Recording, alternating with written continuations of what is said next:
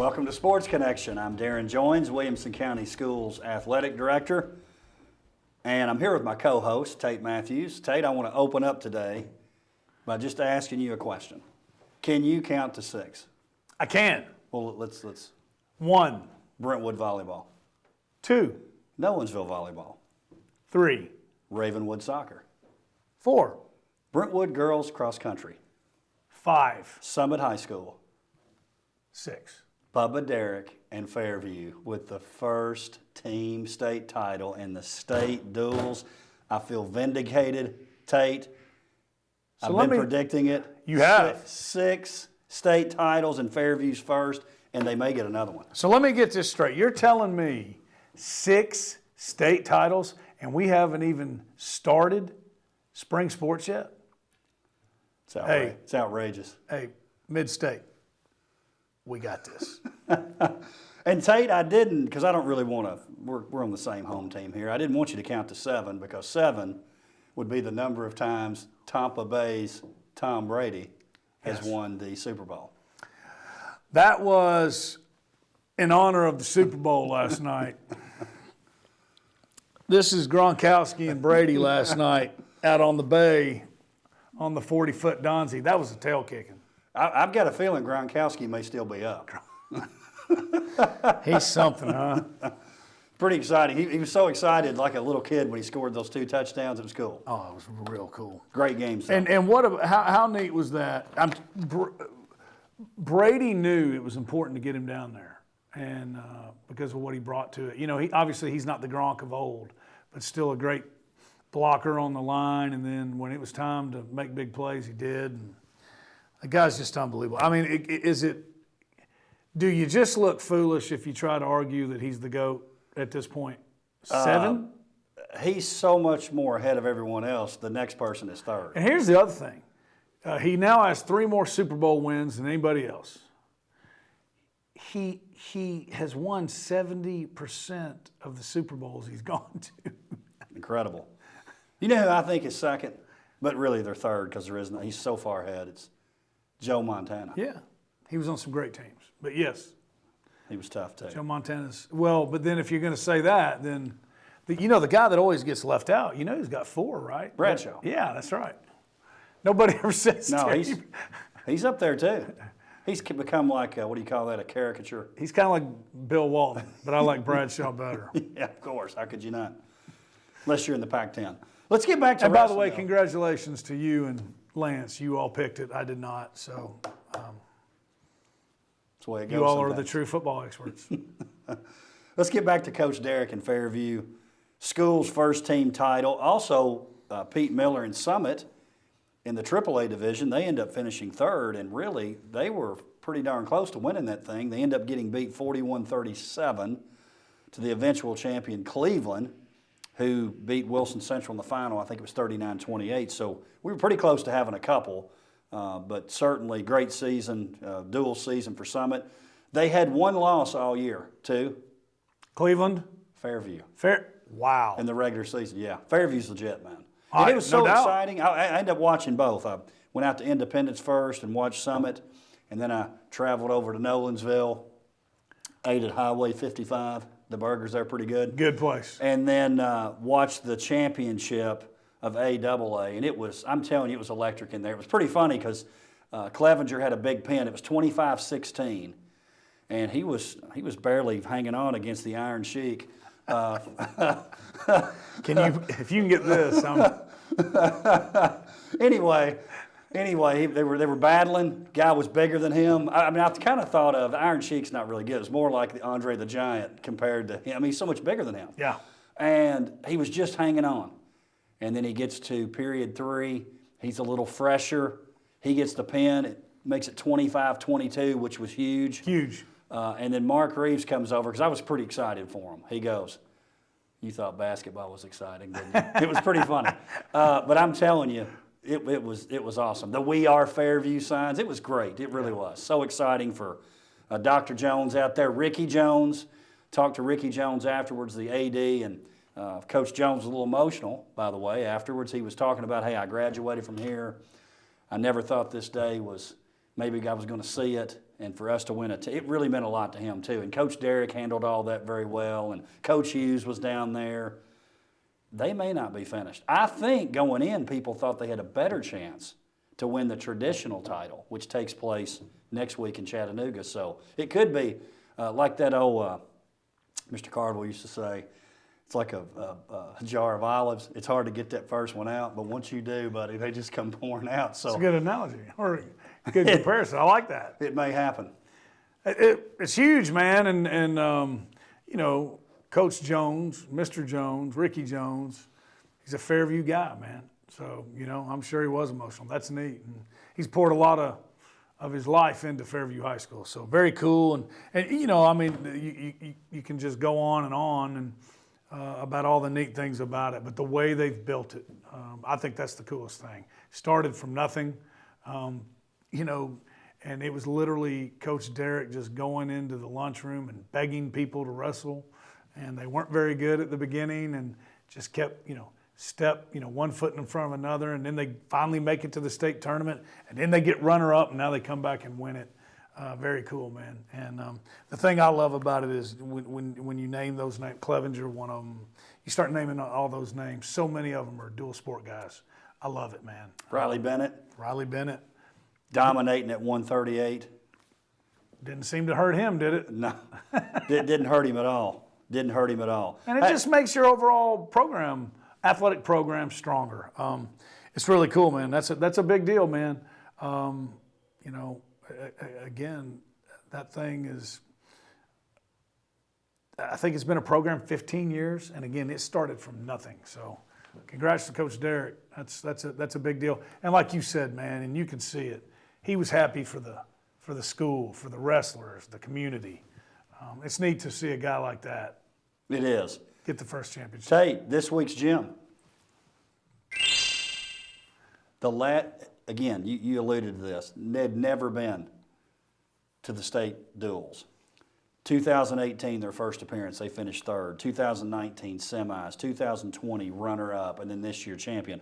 And, you know, the thing I thought was great about it, too, is they knock off the powerhouse. No doubt. Pigeon Forge, I looked into this. They'd wrestled for the championship in 10 of the last 12 years. And since 2014, they won it all 5 times they were in it. So that was pretty impressive that they did that. And what was interesting to me, you know, Pigeon Forge had a big unsportsmanlike that took a point away. You could just sense that it was, here's this team that's trying to take what is rightfully ours away. And you could kind of tell from the body language and the actions of Pigeon Forge, they couldn't take it. Yeah. In fact, when it was 33-30, and let's go ahead and get into this, Keegan Seaver, who at the time, you could tell by the Fairview faithful, it was like, we need to get a pin in this match. But they didn't. Fairview goes up 33-30. The next 2 matches, Pigeon Forge, they were favored in. But what happens? Andrew Cable of Pigeon Forge at the 113 weight class, he was up 8-2, but then he illegally slammed Jeffrey Anderson. Match over, Fairview goes up 39-30. And it was interesting that, you know, some people I think were like, oh, that's what a way to win. What do you mean what a way? That's the rules. Right. You can't do that. So, and I'll be honest with you, Coach Derrick wouldn't say this out loud, but they had some other situations where they could have gotten deductions or maybe matches in with the way they brought the wrestler down. So it wasn't the only match is what I'm telling you. It was great. It doesn't matter. 39-36 is all I'm reading. State champion. Dang right. There's not going to be an asterisk next to this. And what about all those other matches? So, yeah, I don't want to hear all that. And you're right. You were talking about Mark Reeves coming over to Tate. That is pretty cool, and especially on those matches where you know, we can't just get a 3-point win here. We need either a pin or a technical foul. It gets intense, man. It's a great environment. So, yeah, I don't want to hear that. That's like saying that the pass interference penalties. Right. Really? They didn't score. Kansas City didn't score a touchdown. That's the first time it's happened since Mahomes has been there. I mean, excuses. That's called excuse making. Yeah, don't want to hear about that. Let's talk about this. And I thought this was interesting because you were talking about this too. Coach Derrick was talking about some unsung heroes, like a young man named Brody Cox. He avoided a pin against the defending state champion. So that's the difference between giving up 6 points or 4 points or 3 points or 5 points, depending on what it is. 100%. When I first started watching wrestling, I was like, why are they cheering? They're down like 7 and they're going to lose. I didn't know that part of it until I obviously got in this role and started watching a little bit more. But there is a big deal. Sometimes you can lose and only give up 3 points, and you've done your job. You won. That was a win. Well, and I guarantee you, they talked about it before the match. They know, right? And so, who knows? They might have been counting on just 3 points there. That might have been his role, right? Kind of like role players in basketball. That might have been Brody's role for that match. Just don't give up a pin. We need you to give up 3. And, you know, against a defending state champion, that's a tall task. So, yeah, man. They mapped all that out before the match and told them, this is what I need you to do. Darrin, need you to pin. Tate, just don't get pinned. You know what I'm saying? Yeah. It's pretty cool. It was great. Semifinals, they had a win over Hickson 44-31. In that particular match, all these guys had pins. Riley Bennett, Blake Mitchell, Malachi Bennett with a win, not a pin. Jacob Derrick had a pin. Marco Pulkel had a pin. Jacob Clevenger, Josh Helm, all with pins. So it was great, Tate. And I'll tell you this, could have another one coming up. I may have sold them short. I'm not said first. I didn't say they wouldn't win 2. I did say first. So I'm telling you, I'm feeling 2 now. I'd love to know, have we ever, I don't think we have won both. Well, I was thinking about team duels. I know Franklin won one years ago, but I think that was the traditional. That was before duels. So Jeff Jordan was the coach. have we won I don't think so. the duels? That's to be something to look up. I don't think so, It may no. be the county's first duel championship. Which I know the wrestling purists, they love that individual competition. But to me, in terms of team excitement, it's not close to me. I love the duels. It's awesome.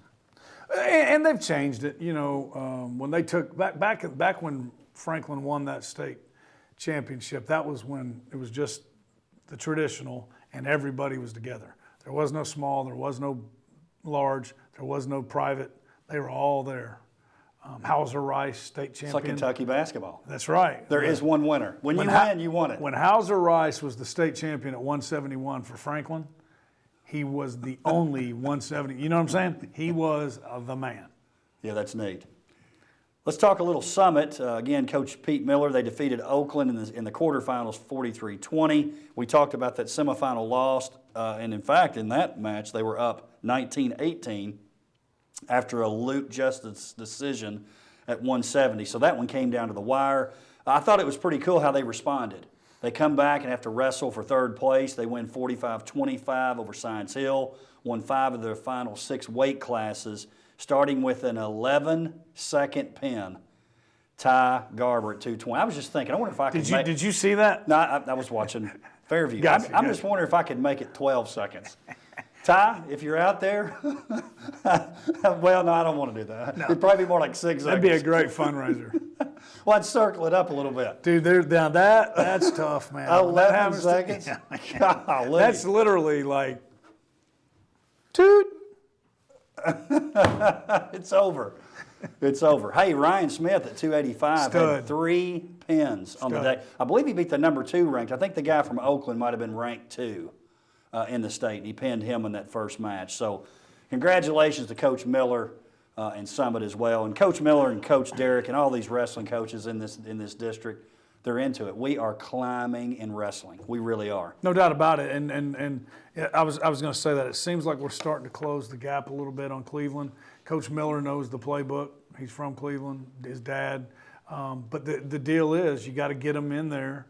Now, you want like what Fairview's done with the dual sport guys, but then you got to get those guys in there younger. That's where those youth wrestling programs are so big. Get those guys and girls on the mat early, and then you kind of like Summit's done with basketball, then you piece in some football. You got your basketball guys and your football guys, same deal. You want your traditional wrestlers that have been wrestling since they were kids and year round, then also bring some of those football guys in. But they're closing the gap. It's just Cleveland's really, really good. Yeah, I mean, who would have thought 4-point loss though? No, I mean closing they did. The gap. They did obviously.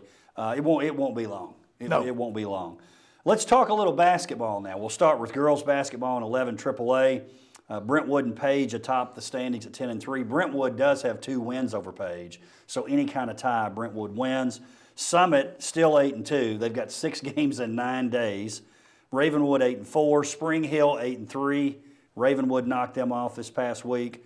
Dixon and Franklin 4-9, so Franklin still with the chance to slip into 6. They play head-to-head here coming up. The winner of that game will go to 6.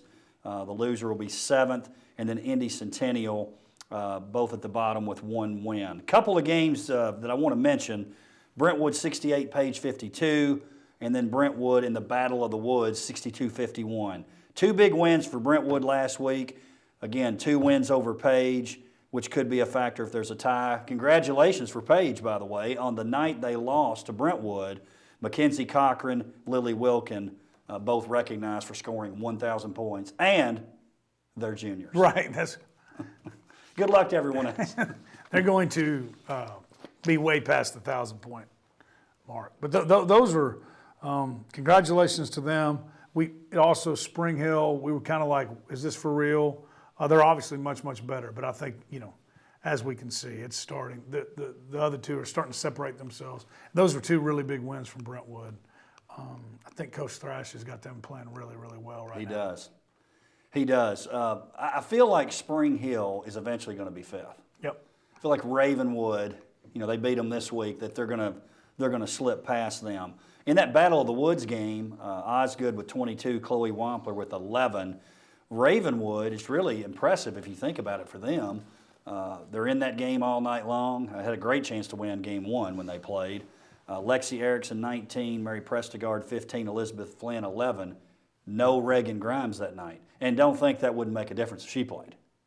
100%. So, but nice to see, and Prestigard's done it in other games this year, but nice to see Mary and Elizabeth step up and, 26 points between the 2 combined. That's about what Grimes is on a good night. So it'll be fun to see what happens when they'll see each other again in the tournament, I think, don't you? yes, I do.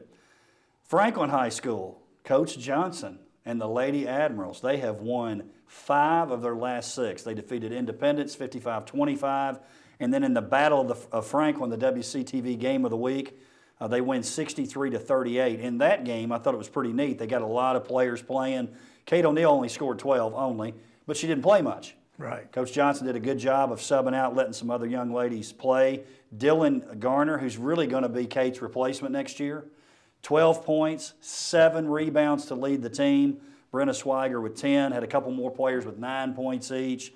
Lila Gardner with 5. So big nights for Franklin, and they are, I say it every week, they're getting better. I think so too. I've said that. I mean, that 4-9 right there, you jump down from Spring Hill 8-3, then down to Dixon at 4-9, and Franklin 4-9. If I was Dixon, I'd really be scared of Franklin, and I think they're scary going into the tournament. I think they could, I think they could pick somebody off. Yeah. And I'll tell you, if they got lined up with Spring Hill in the tournament somehow, I'm thinking Franklin can win that game. I do too. Did Duke or North Carolina win? North Carolina. Well, Coach Johnson had a great weekend then. Big target. Centennial, by the way, in the Battle of Franklin. A.J. Lynn, 13 points. Mika Murasaka, 14 points for Centennial. Again, Coach Simmons and the Lady Cougars struggling, missing some players, but still hanging in there with positive attitudes. I saw that being talked about after the game. The big news for the other team in the league that's really played well, Summit, again, they've been out a while. 6 games in 9 days, 4 games this week. How do you handle that? I mean, you don't have a choice, but it's because they're all district games. Walkthroughs and shooting, and then that Wednesday, which is the only day of practice this week, really, it's probably the same kind of stuff. It's got to be very limited, very, very limited. And Coach Wild will do a great job. He's been through this before. I don't know if he's been through 6 games in 9 days, but he'll handle it well. That is crazy. Let's talk boys basketball. Franklin is all but clinched first. They're now 11-1.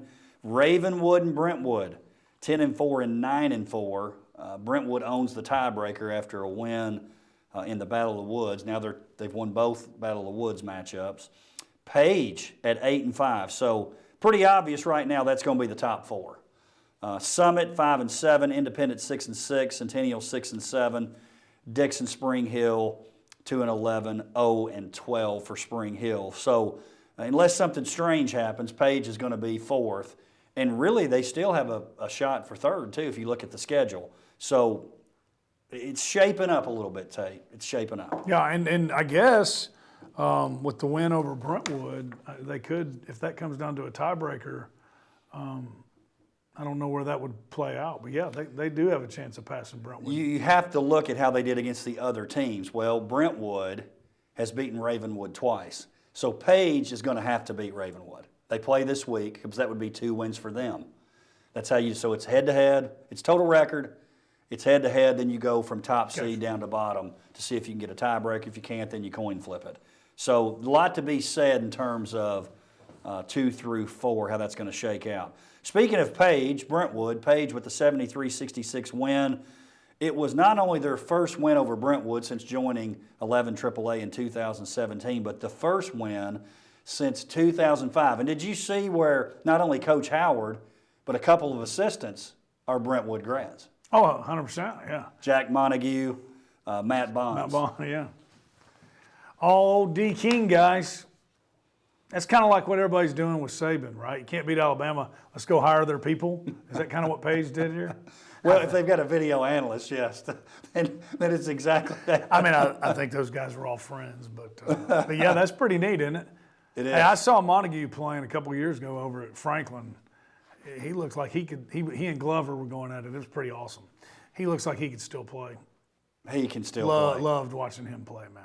Oh, I did too. Well, yes. If you had to play against him, it wasn't quite as fun. But you had a different viewpoint. Yeah, I was at Beach actually when he was playing. But that night was a great game to watch for a guy that likes three-point shooting like I do.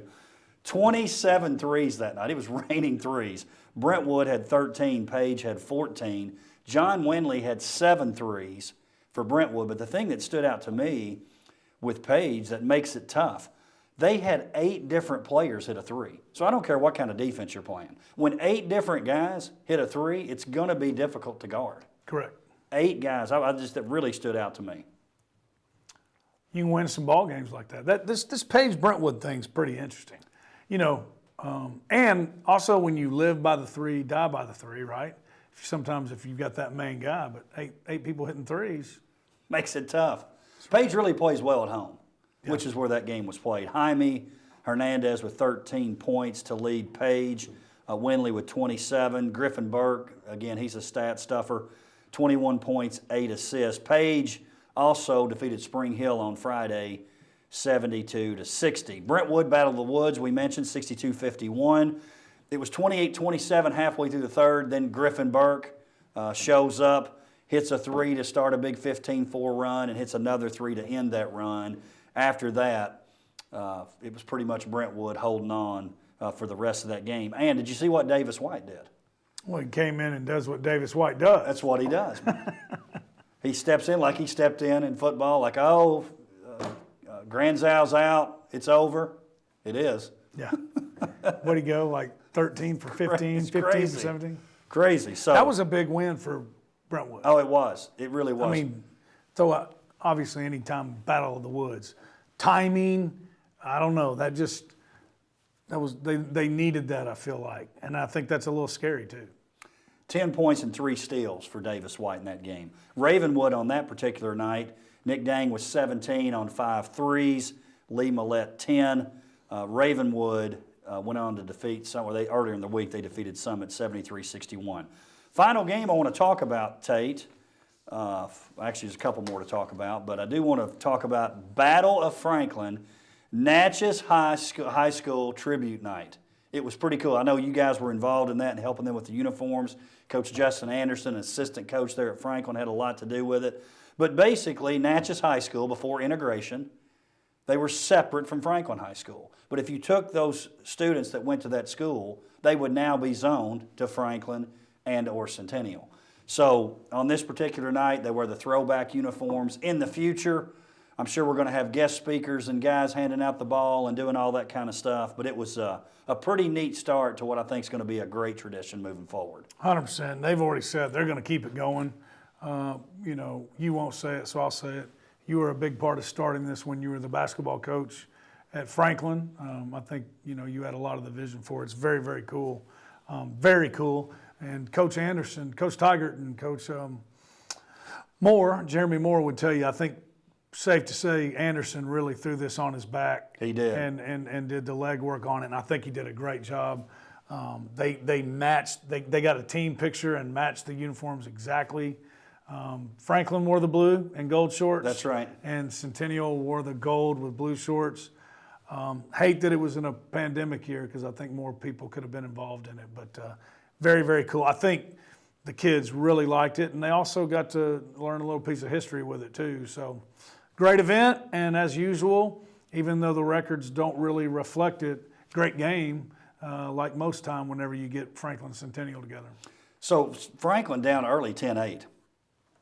And then after that, from that point forward, they really got it going. Ended up getting ahead by as much as 22. Then, of course, Centennial fights back, as you expect a Jeremy Moore team to do.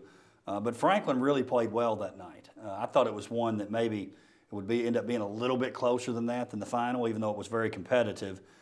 Franklin really stepped up, and they're really tough at home now. They are really, really tough at home. Even though the crowds aren't obviously as big, really play well at home, maybe as well as any team in terms of playing well at home. Reed Kemp, no surprise, 24 points. And then Aiden Smiley with 22 points. And speaking of Aiden, let's take a look at the WCTV Play of the Week.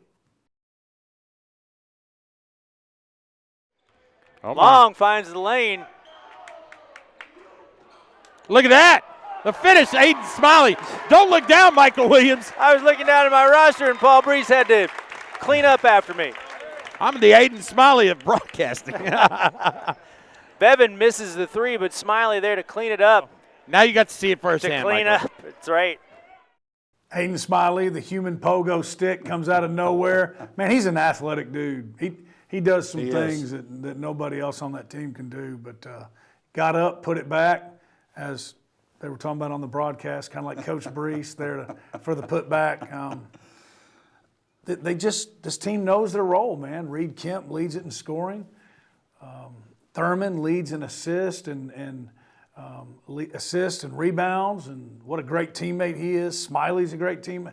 They just got these puzzles put together. You were talking about they're great at home. Heck, they haven't been beat since 2020. I think they're good. Yeah, they're actually good on the road too. No doubt about it. Centennial, Patrick Garrett, 19 points. Lincoln A. Holt, 15. J.P. Pollard, 14 on 4-3. Centennial had won 4 games in a row in the district before that loss, including a 56-21 win over Dixon County. Final game to mention, border battle, Independent 64, Summit 57. Coach Kyle, the head coach there for Independence, has stepped away as the head coach. Jeff Parker will serve as the interim the remainder of the year. We wish Coach Kyle well, obviously. Yep. Independence led by Cameron Bell, 26, Jet Montgomery, 17. Summit playing without Destin Wade, which was going to make it tough.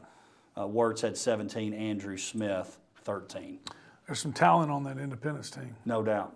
No doubt. A lot of younger players, too. Let's talk AA real quick. Fairview girls.